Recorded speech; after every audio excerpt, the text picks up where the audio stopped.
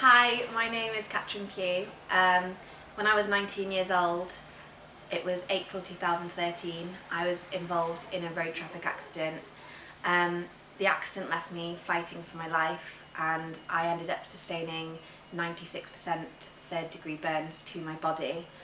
I was in hospital for about 8 months, and I was left with extensive scarring and amputations to my fingers, and so I've been left with a visible difference. Before my accident, I was a young teenager. I had completed my A-levels. I was looking forward to everything that a young person looks forward to. I was looking forward to travelling around the world, visiting different countries, gaining my first taste of independence. I was looking forward to potentially going to university. So these are all things that I was planning on doing. My accident actually took place at the end of a ski season, which I'd completed. I worked out in France for 5 months. I had the best time, met some absolutely fantastic people who are still my friends today. So my accident was a coach crash. It happened when I was on my way back from my 5 months out on a ski season, and it was horrible. I was awake for it all, and I remember the accident, and it's left me with problems like PTSD and anxiety.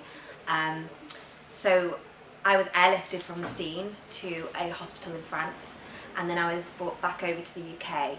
I was put into intensive care, into an induced coma, which I remained in for 3 months. And then I woke up to find out that this horrible accident had happened, and my life essentially had changed forever. As I said before, I was left with extensive scarring. I woke up and I couldn't move a muscle due to an added complication of neuropathy.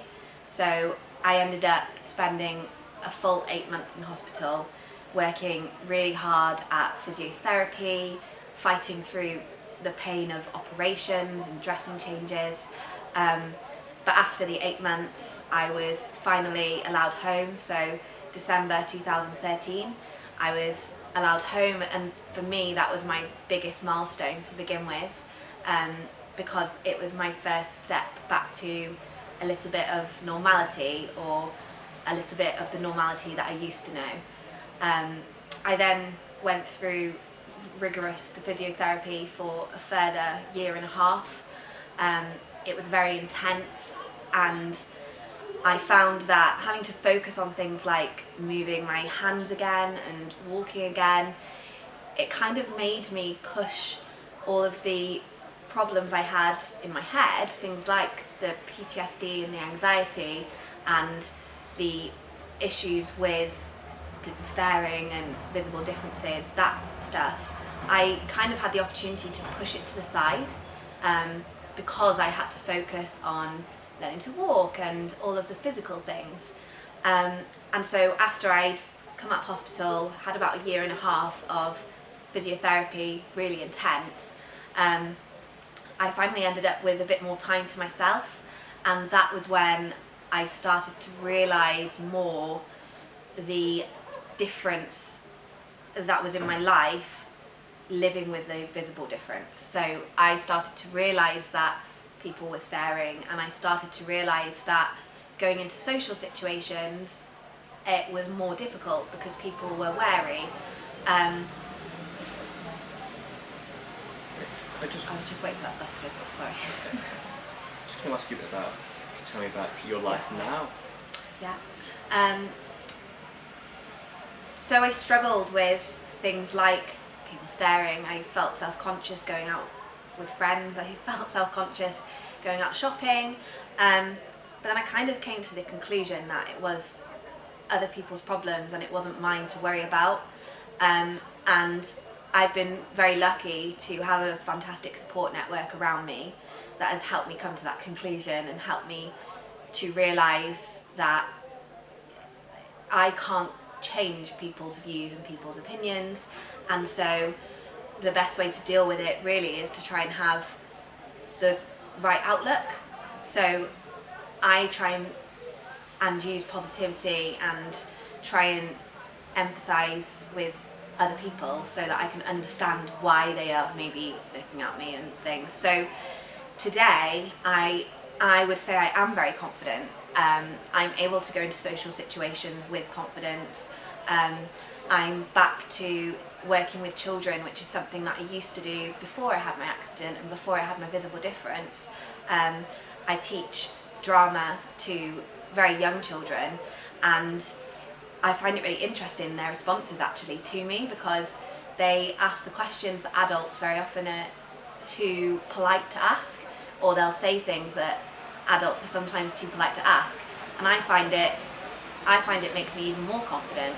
And at the end of the day, I'm kind of teaching them about people being different. So yeah, today I'm kind of back to being not the same person that I was before, because I don't think you can be the same person that you were 4 years ago now. My accident was almost. But I would say I'm back to a high level of confidence. I'm back to the positive and exuberant person that I generally was before. I still have days where I struggle, and I still have days where I go outside and I would rather people not stare at me, and you know, I have thoughts like, this isn't fair, why is it happening to me, etc. But luckily now, after working with, you know, psychologists and things like that, but then also having friends and family, I'm able to have less of those bad days, and the majority of my time I'm able to look at the positives.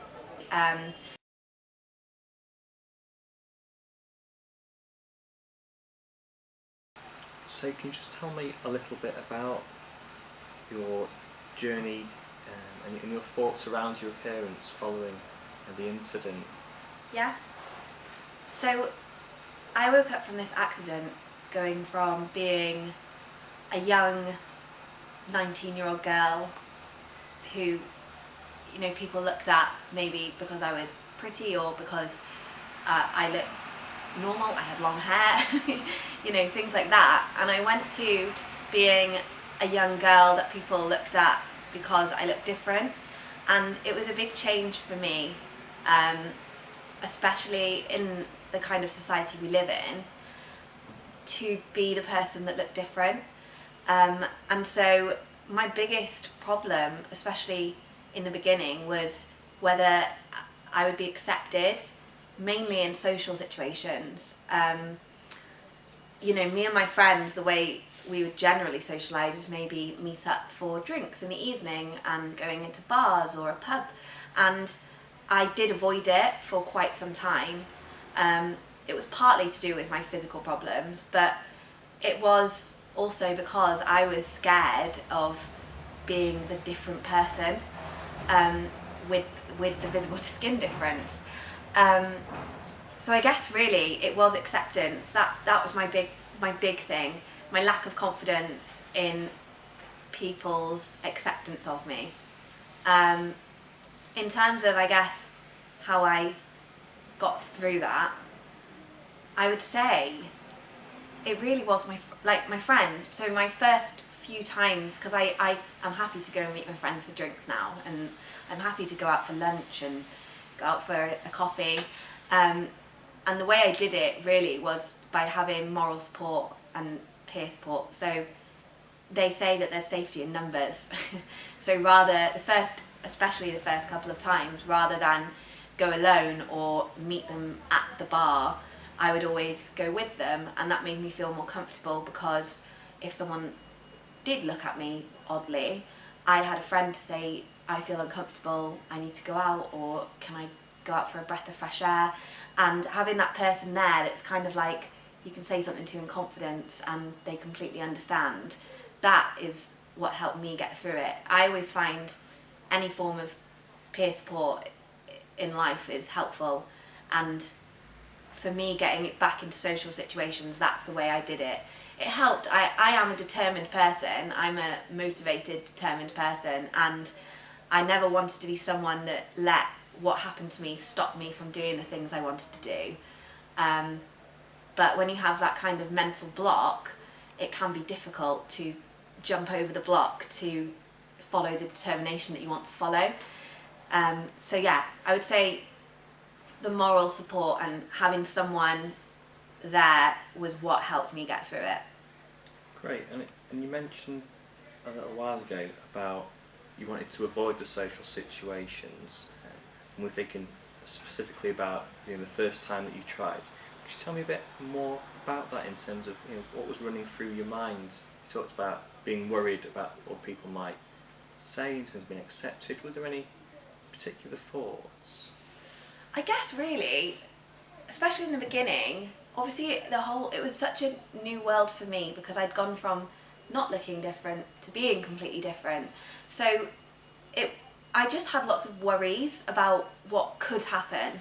It was questioning all the things that could possibly happen. So it was whether people would stare at me, whether people would say something rude or insulting to me, whether, I don't know, really things that wouldn't generally happen, I guess. But if I went to a bar and paid with money and someone didn't want to touch my hand or something, they were the things that I kind of worried about, and they were all what ifs and what if this, what if that, which I find normal in every situation I do all the time, but they were just heightened because of the visible difference, I guess.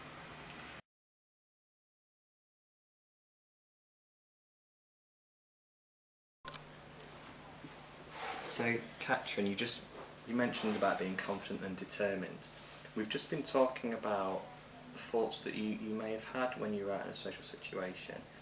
Can you tell me if has that changed over time? Are they still there? Do they still have an impact on you? And are they at the front of your mind, back of your mind when you are out and about? Now, I would say that the kind of thoughts, they're very difficult to just completely go away.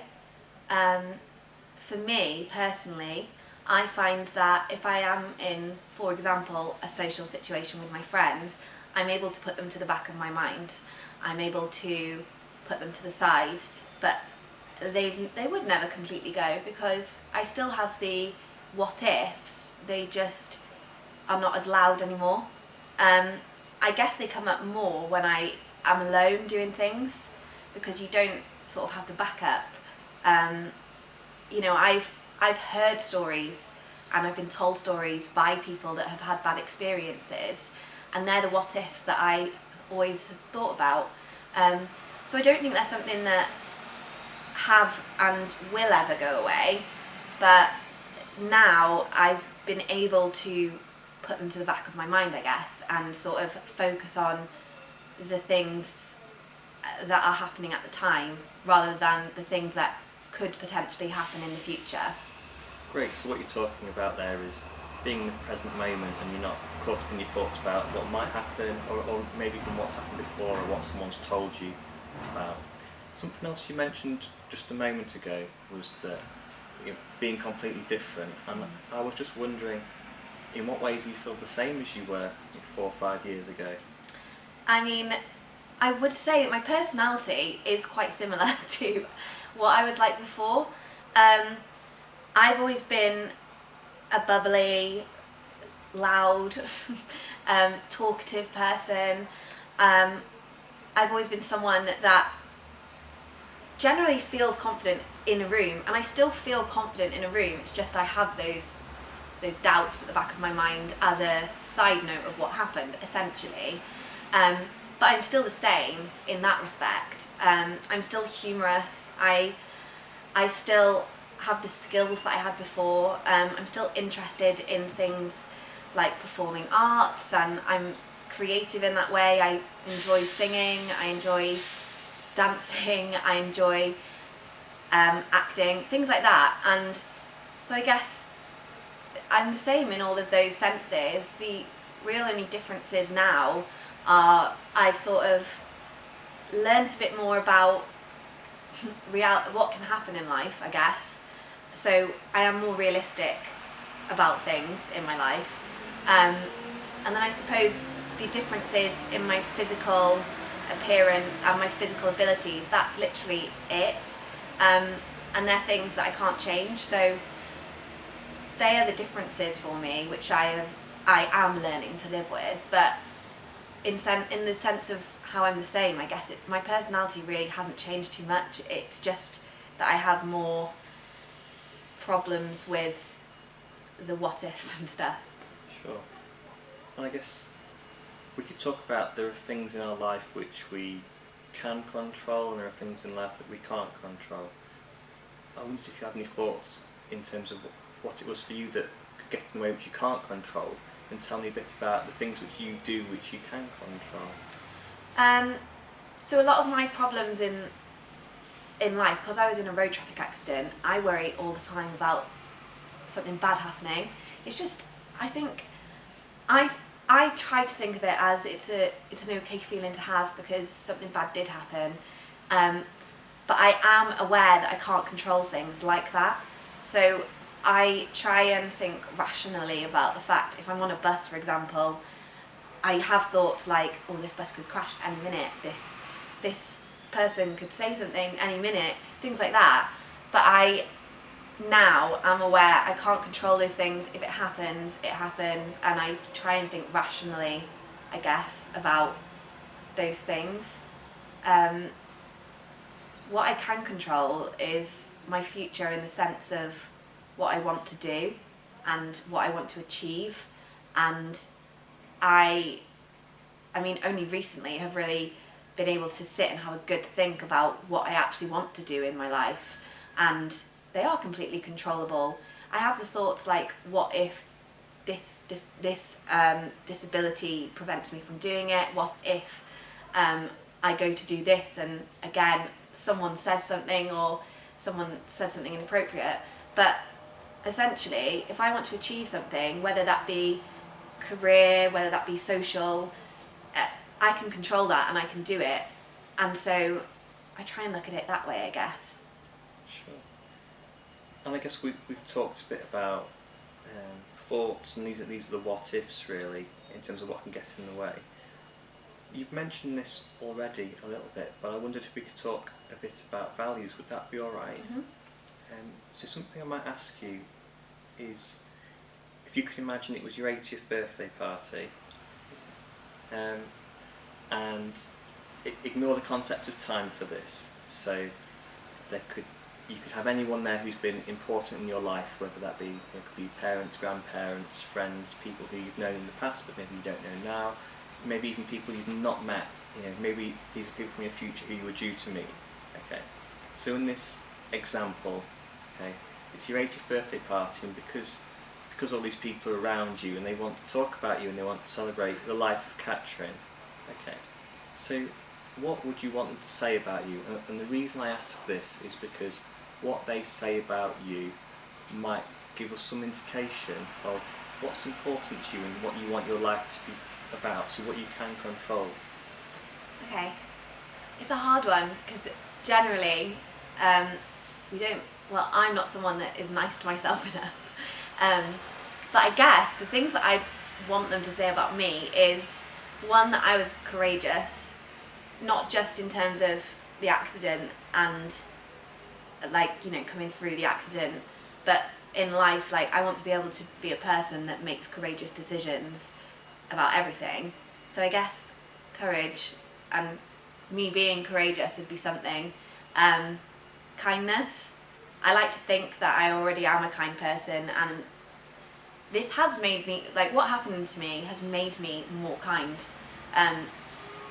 But I'd like to think that they would say I was kind. I kind of want to do something now with my life that is going to affect other people in a good way. And so, yeah, I guess kindness. I don't really know what else. Those two are the main ones. I mean, saying I'm confident, I would always like to think that throughout my life my confidence will stay at a high, because I think if you are confident in life, you can make decisions confidently, and I don't know, I think confidence is a really good skill and value to have, and it's something I have at the moment, and so I'd like to think when I'm 80 I'm still confident going out with my mobility scooter and things. But yeah, so those three are my main ones, I guess.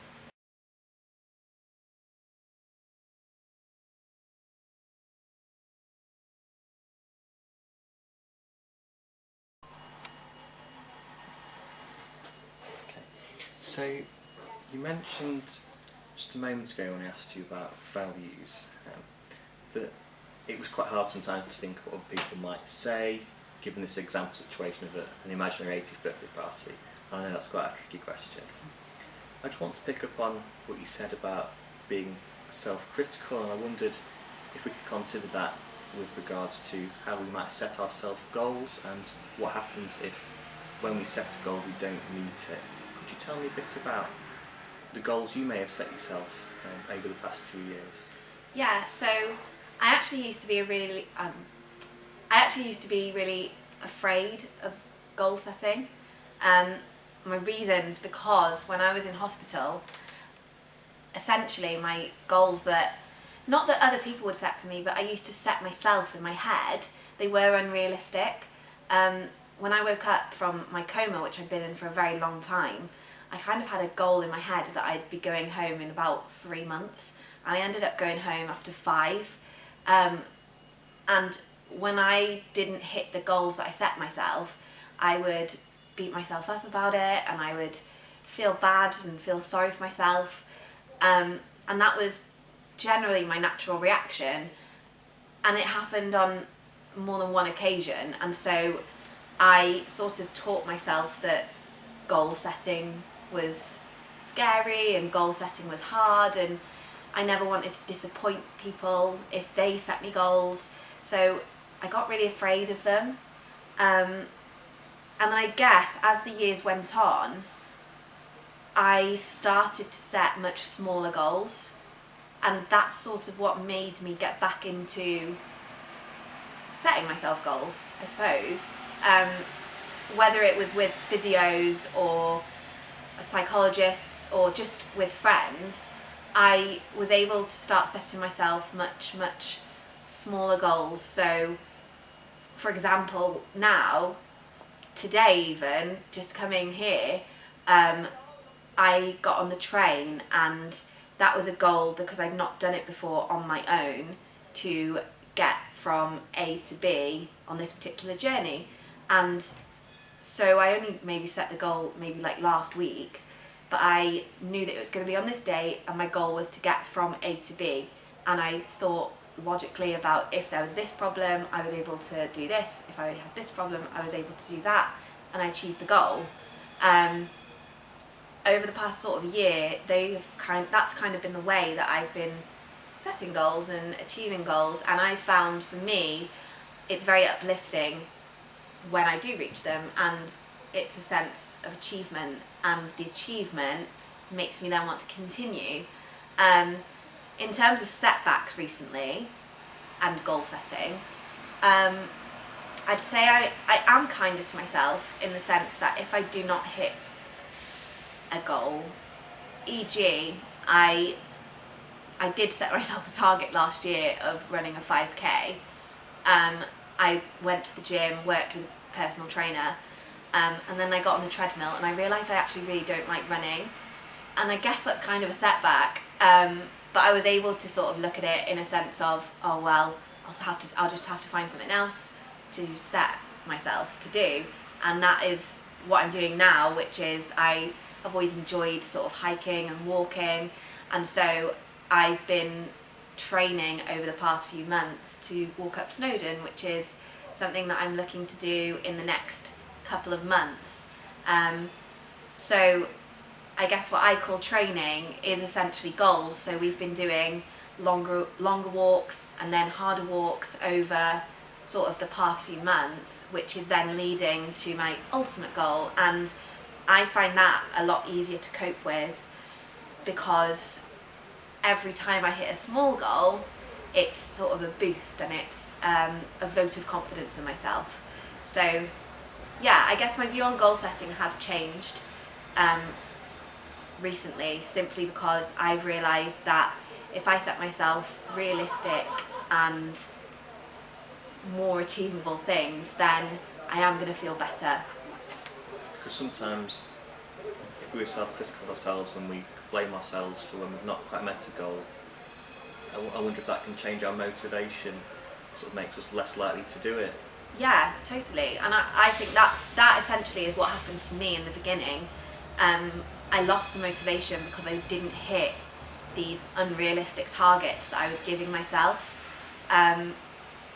So I do think that happens, and the more critical of yourself you are, the more you don't really want to try, or you don't want to be as motivated. So luckily I was able to sort of start seeing it from a different point of view, and it was difficult, but I'm happier with the way I'm able to see it now, I guess.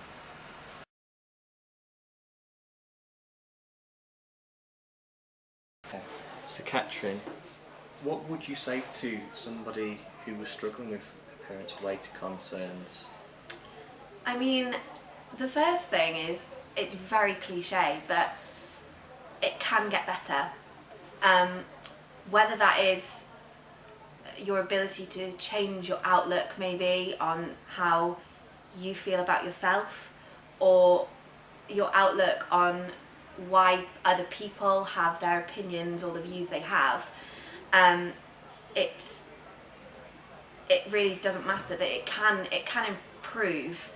Your life can improve if you do not feel that you're happy with it at the time. You know, as I said, I wasn't in a particularly good place when I came out of hospital, but through understanding why other people looked at me and understanding that it was their problem and not mine, it helped me to sort of cope and deal with the situation. One other huge thing that has helped me, I never like to use the word cope, I guess. One thing that has helped me understand my skin problems and conditions and helped me realise that it's okay is meeting other people with similar issues. So I have worked with charities and gone along and met peers who have been through similar situations, similar struggles, and it kind of makes you feel a lot less alone. So whether that's a support group, a charity, anything really, or your hospital, it can help just to simply talk to someone to make you feel that it's not just you dealing with it. So if you have the opportunity and you are able to have maybe the confidence or the motivation to go and meet other people, that can really help boost that confidence inside you, and it really can help you live with a visible difference. Another thing for me that has always helped me, and it will always help me, is looking for inspiration in either people or in words that people say. And one of my favourite quotes that, I don't know where I found it, but I used to love it before I had my accident and before I even had this difference, is a positive attitude will lead to positive outcomes. And I think that's a great view to have on things. If you are able to go into a situation with a positive mindset and a positive outlook, then the chances of it being a positive outcome heighten, I guess, or in my mind they certainly do. So yeah, I definitely look for the motivation in things like that, and people, role models of mine, whether that's in my family, in my friends, or in the world, looking towards role models that set good examples that can help not only teach me and others about our visible differences, but teach people that don't have them. They're the people that inspire me, and they're the people that I look to sort of to help me get through if I am having a rough day. So yeah. Great, thank you for sharing that. I just want to pick up on one thing that you said early on, and that was about whose the problem was, and I just wanted to acknowledge that because I think it's really important. And we're talking about rights as well. So just to say, you know, for the purpose of the video, so that people watching this can hear as well, that you know, the problem doesn't exist within you. The problem exists within, you know, the person who's making a comment or staring, and it's within your right to, you know, go out and enjoy your life and do the things you want to do. Just because you have a visible difference, it doesn't mean you have any less rights than anybody else. I am someone now, I go out and do whatever I want, and if someone does say something to me, I am very lucky that I haven't had many bad experiences, but I know people that have, and the thing that you have to try and tell yourself, or at least try and think, is that it really is their problem. It's people that are either uneducated about the things that you struggle with, or maybe they've just never seen something like your visible difference before. That's their problem. It's not your problem to deal with, and that's kind of the view I try to take, and that helps me because it helps me in the sense that I understand that it's not me, and then also if people do ask questions, a lot of the time people are just curious and they do want to know in a very innocent and nice way. They don't mean it in a horrible way a lot of the time, and so I guess it shows you that people are willing to learn about whether your visible difference or disabilities, whatever it may be. So I guess that shows you that people in the world are loving and compassionate. It's just that tiny little proportion that aren't that way that ruin it a little bit for you. But you have to try and think it's their problem. It's really not yours. And we've been talking about things which we can and can't control, and unfortunately one of those things is other people. We can't, this small proportion of people, we can't, as much as we might want to, we can't sort of take them out of the way and make sure that they don't appear or that they don't come into contact with us. So it's really important for us, knowing that we can't shrink that problem, that we build ourselves, and as you said, you just go out and do what you want to do. Despite these people, it's up to you what you want to do and where you go, who you see, etc. Exactly.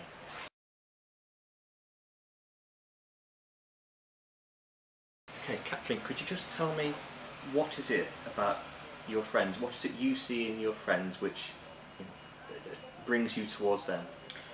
I mean, first and foremost, I always think that you generally click with people because they have similar interests, or I certainly do.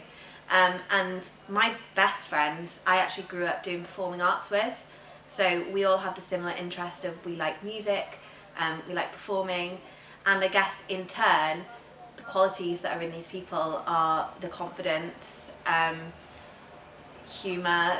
I always look for people that I can have a good talk with, someone that I can engage in a great conversation with, because I don't want to go to dinner with a friend that just isn't going to speak to me. But yeah, I suppose the qualities you look for in a friend generally are usually qualities that you tend to obtain yourself, I suppose. And I would say the majority of my friends are similar in personality and in values to me. So yeah, the confidence, the humour, and the interests, the shared interests, I feel like they're the things that make my friends who they are and why I like being friends with them. So you select them on the basis of, like I said, their shared interests, but that core part of them, their personality. Yeah, definitely. I think in anything in life, whether it's your friends, a partner, you generally click with people more through personality than anything else. So yeah, I guess so. So people who have appearance-related concerns, visible difference, may try and cope with their struggles that they're having in a variety of different ways. Just for the purpose of this video, we're going to talk about a couple of different ways and think about how they impact on us in terms of our confidence and our values. And I'm just wondering, has there ever been a time where, due to confidence perhaps, that you chose not to go out or do the things which you wanted to do? Yeah, definitely. I mean, I've talked about it already, but social situations were what I found the most difficult, going to bars, going to restaurants and things originally. And there's definitely been situations where I made the conscious decision to not go out, to not leave my house, because I didn't feel comfortable and I didn't feel confident. So I've definitely used that strategy on multiple occasions. Recently I've been able to make the conscious decision more often to go out, But yeah, definitely, I did that in the beginning a lot of the time. Sure. So when we think about the ways people cope, there's not necessarily a right way to do it or a wrong way to do it, and sometimes not going out, it's not necessarily the wrong decision. Sometimes people might not have been able to go out and stay out, but sometimes they've prevented themselves from acting in a way which was consistent with their values or which is important to them. And I get the sense that doing that, staying in, sort of didn't enable you to do the things that you wanted to do. Is that right? Yeah, I'm someone that enjoys socialising, and I enjoy spending time with people and with my friends. So yeah, definitely, it didn't fit in with my values at all. Okay, and the second coping strategy to talk about is skin camouflage. I wonder if you could tell us just a little bit about that and how people might use it.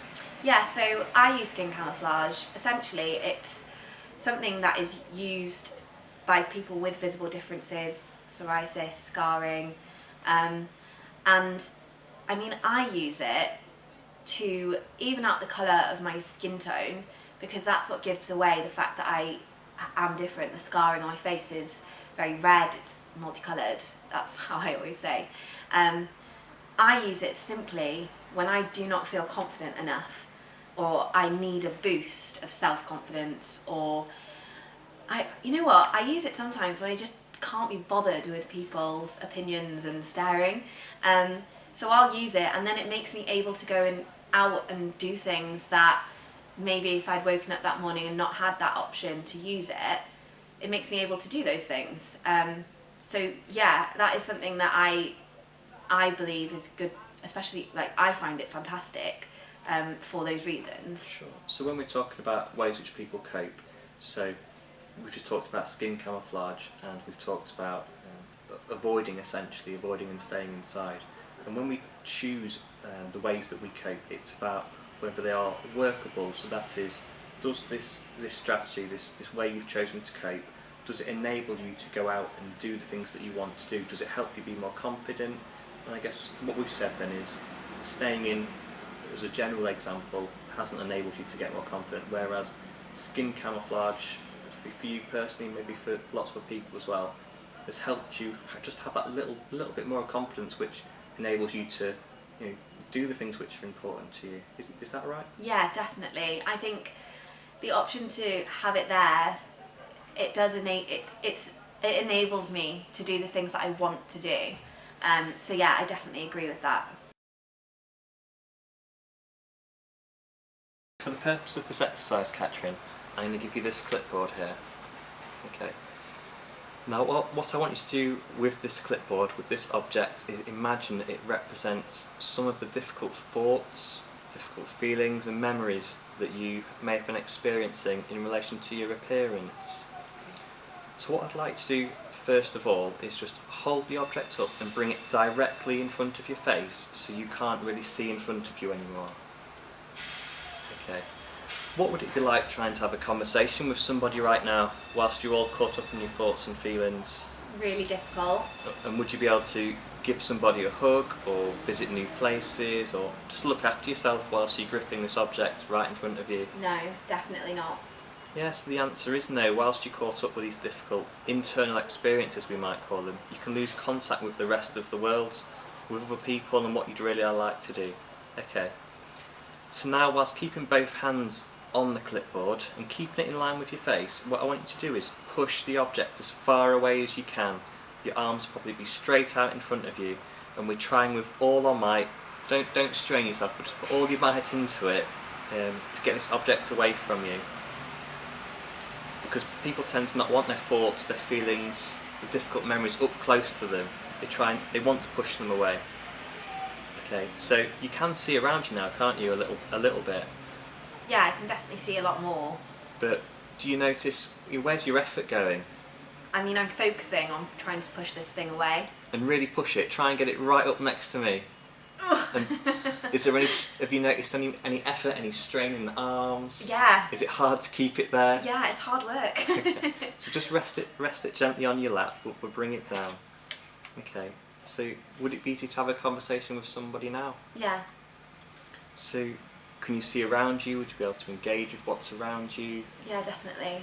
So you've stopped struggling, you've brought this clipboard down, these thoughts, feelings and memories. They're on your lap, but are they any further away than they were at the start? No, they're just as close. They're just as close as they were before. Yeah. But tell me, are you paying all your attention to the clipboard, or No, these thoughts and feelings? Are they just there? they are just there. It's kind of like they're pushed to the side, I guess, a little bit, or I'm aware they're there, but it's not the focus. And it allows you to engage with what's around you. Yeah. Okay, so thanks for that. The purpose of doing that was just to demonstrate that sometimes people get caught up in terms of their attention and focus on their thoughts and feelings. And actually, we can't really make, as much as we'd like to, we can't make all our thoughts and our memories go away. Yeah. We can't prevent them. They're one of the things that I guess we struggle to control. So there's something about being willing, being open to the fact that these emotions and these thoughts are going to exist, that we can sort of, I guess, just allow to happen so that we can engage with what's around us. Yeah. And have conversations and see the rest of the room. Thank you so much for taking part in this exercise. It's okay.